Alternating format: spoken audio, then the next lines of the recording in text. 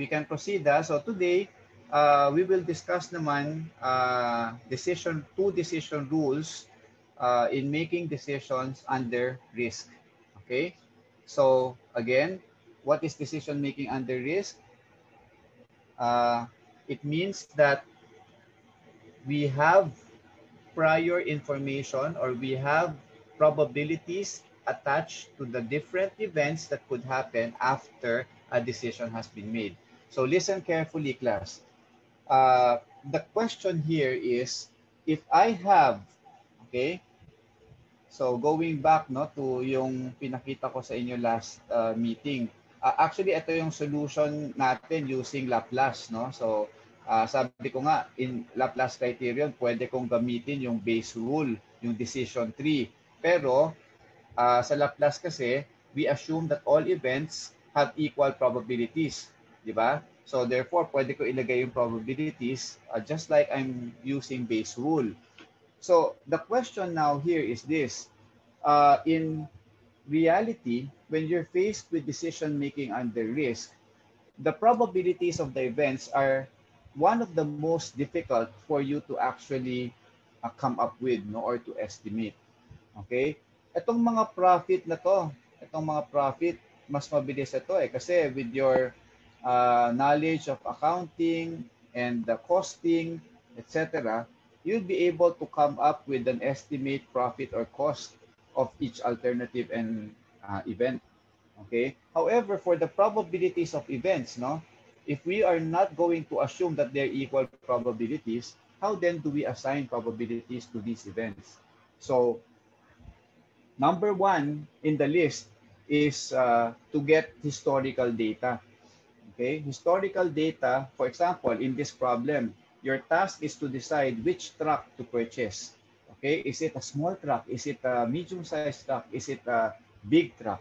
Okay, so ang sabi sa problem, we are going to use this truck no, that we are going to buy in order to transport raw materials and products to certain exhibits, etc.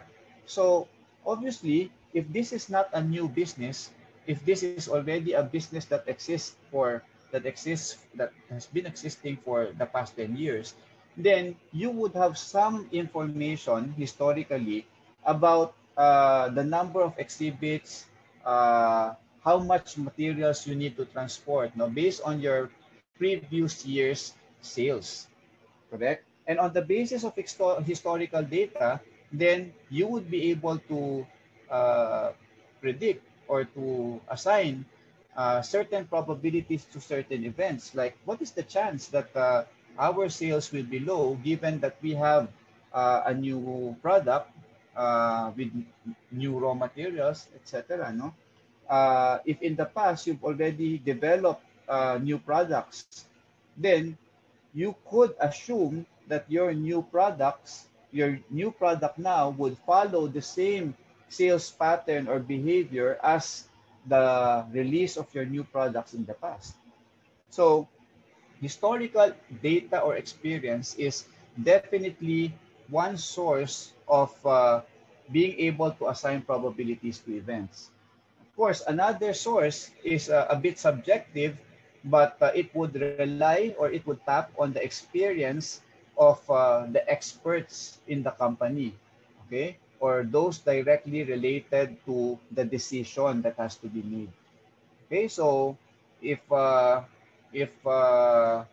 problem at hand is deciding what truck, then perhaps we can consult those logistics expert in the company, no, as far as whether trucks are filled or halfway, what would be costly. So they can assign probabilities, no, how many percent of the time every time we deliver materials or every time we bring materials to exhibits, how many percent of the time is our truck filled?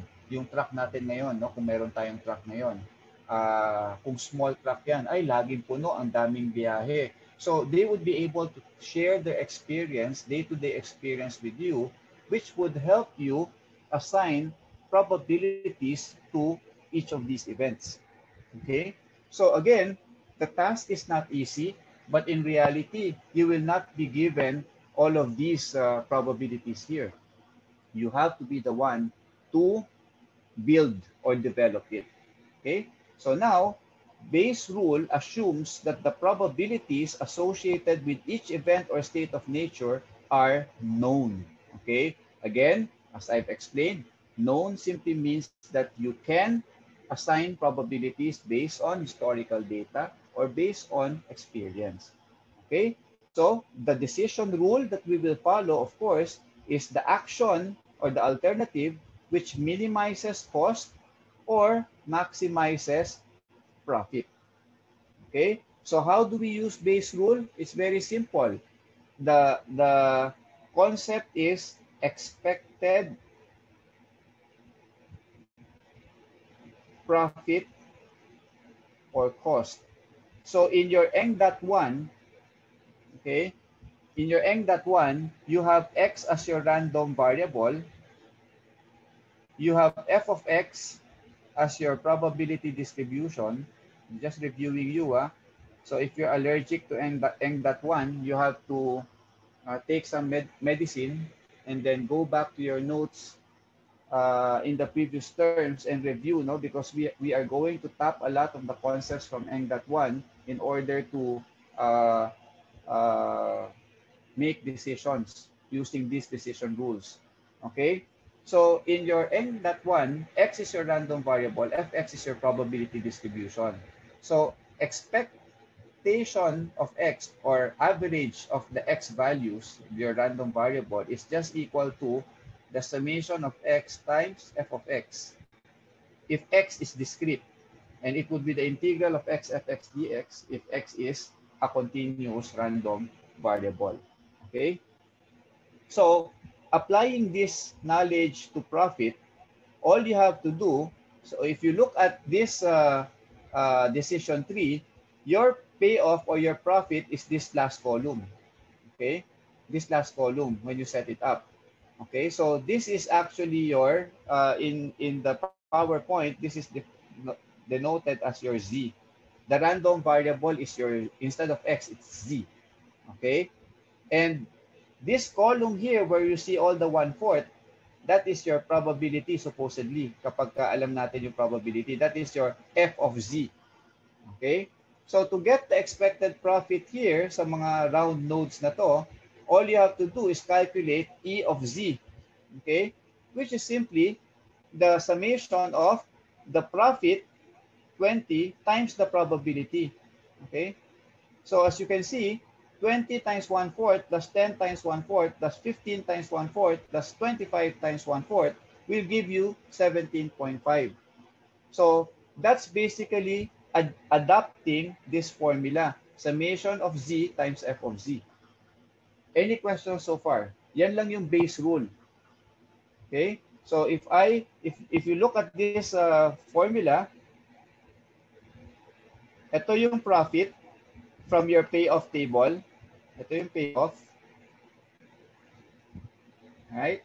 Tapos, ito yung P sub j is your probability.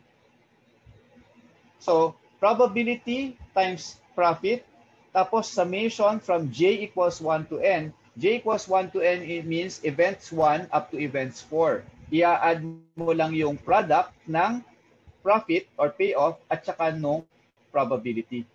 Okay? And then, the resulting would give you the expected profit. So what does this decision rule tell you? It tells you that after doing the summation of profit times probability, do it for all alternatives daw. Gawin mo yan for all alternatives and choose the alternative, yung A, with the highest expected profit or the lowest expected cost. Kaya in this formula, max siya kasi profit tayo.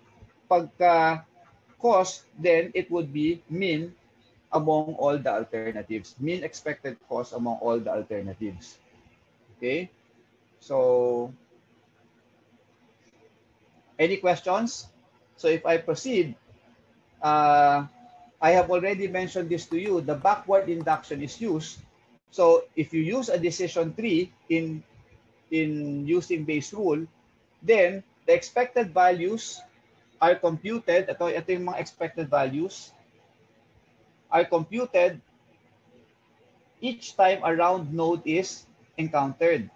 And then, this decision rule, ito yung decision rule natin, no? Maximize, choose the alternative with the maximum expected profit or minimum expected cost. Ito yung decision rule ng base.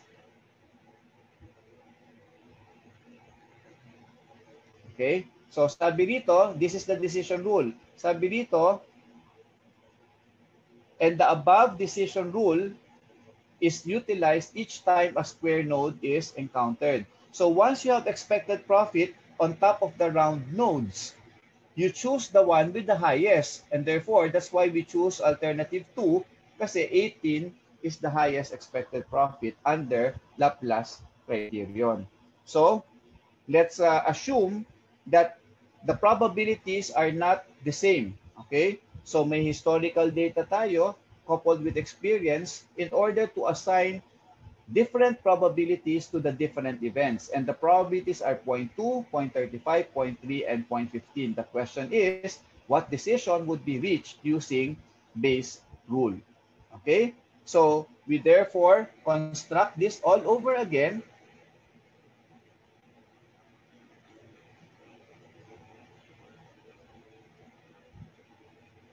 Okay?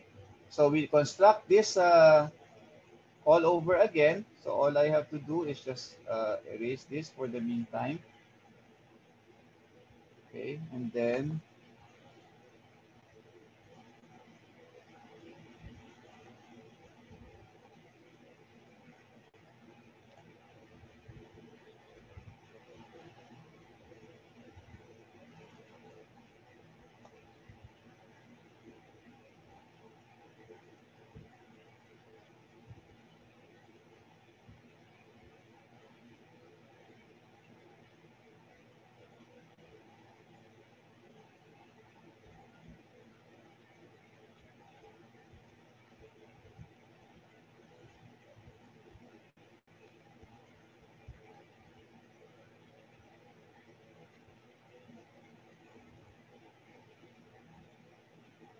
okay, so you can start with this.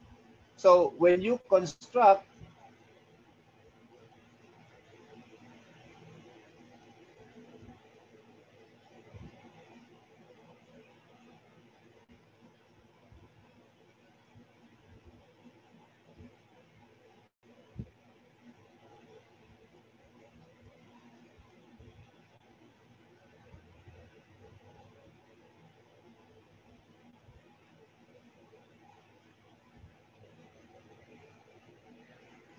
okay, when you construct your decision tree for Bayes' rule, so this is the one.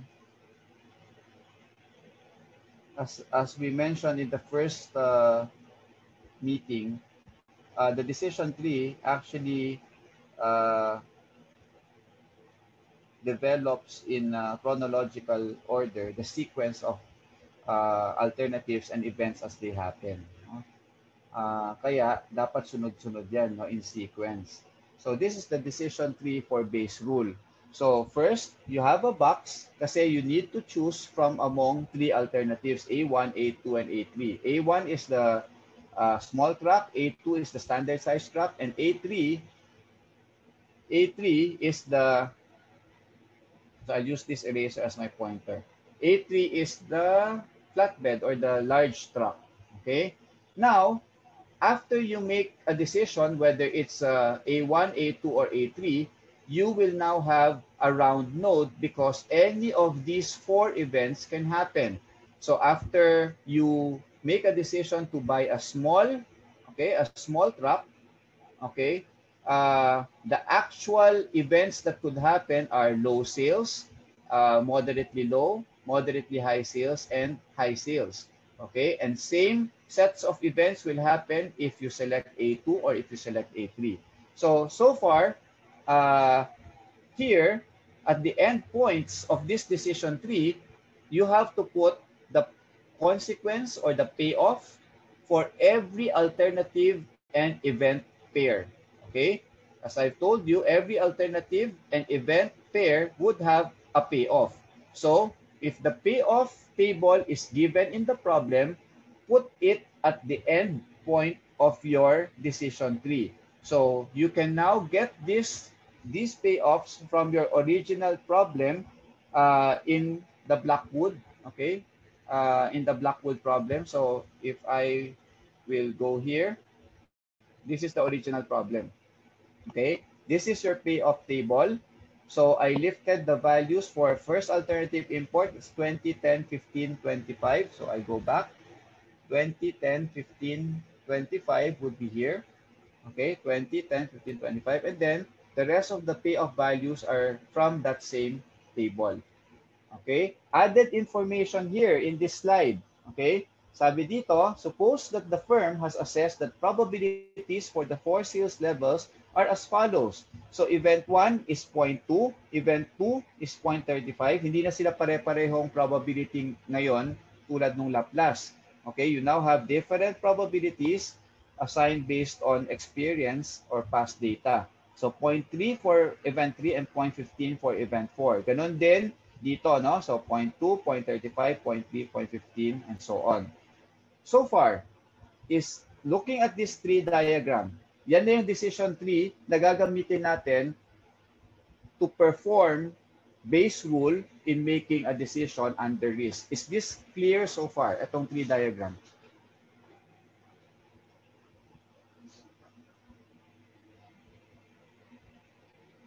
Yes po, sir. Okay. Those who are not clear about it, can you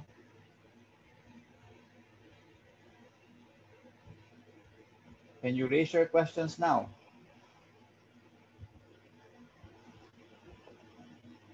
Okay, so if no questions, I'll proceed. If you have a question, just chat or just unmute yourself. Okay.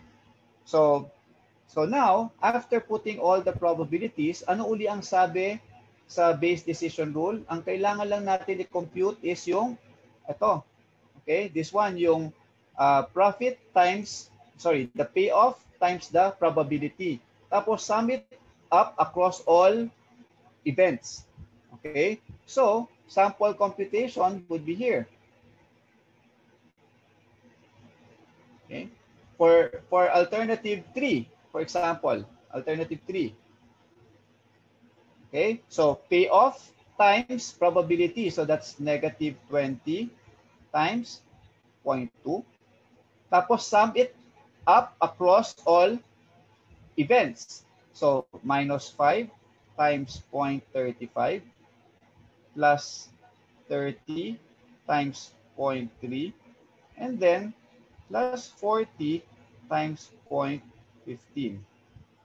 Okay, so therefore expected profit for alternative 3 would be equal to, if you do the multiplication, sige, I need everyone to have calculators na para you can check the calculations.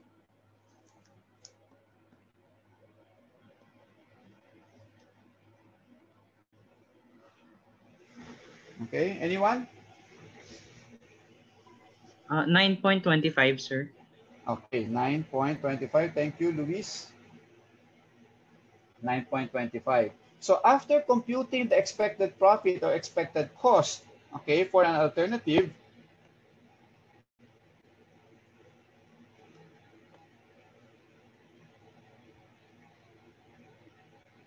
you put it here on top of, as you move backward, okay, from the endpoint going back, you put the expected profit or cost on top of the round node. And you do the same for all the alternatives. So for alternative 2, following the same calculation, 15 times 0.2 plus 25. So ang mapapansin niyo, ang ginagawa lang natin dito is random variable natin yung profit. Okay? So let me just write it down. No? This is your, kumbaga doon sa notation natin, this is your Z. Ito yung profit mo. Okay? Tapos yung mga nasa gitna, yan yung F of Z. Yung mga probabilities. So if you multiply Z and F of Z and you sum it up, you simply get the expected profit here. Expected Z in the round nodes. Okay? So So now going back here, 15 times 0.2 plus 25 times 0.35 plus 12 times 0.3 plus 20 times 0.15. Okay, so calculating that, you will get a value equal to, okay, so from my calculations here, I have 18.35. So you put that on top of the round node here, 18.35. And then lastly, for alternative 1, okay, that would be equal to 20 times 0.2. Pakidictate na lang please. Plus 10 times 0.35. Sige, go ahead, Jason.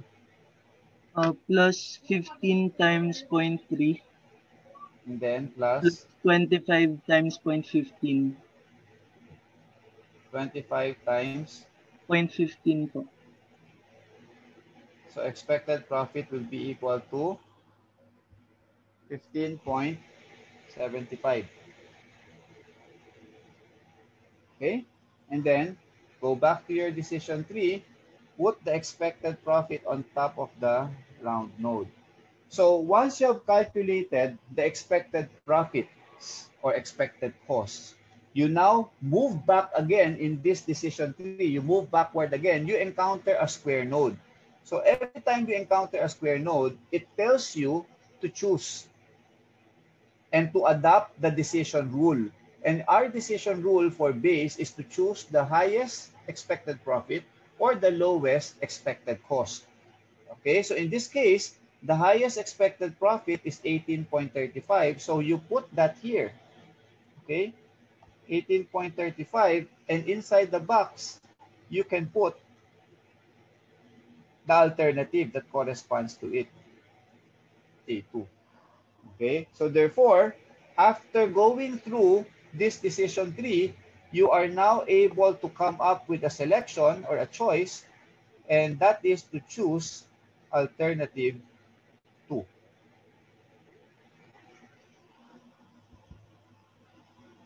Simple, right? Simple enough for everyone to understand.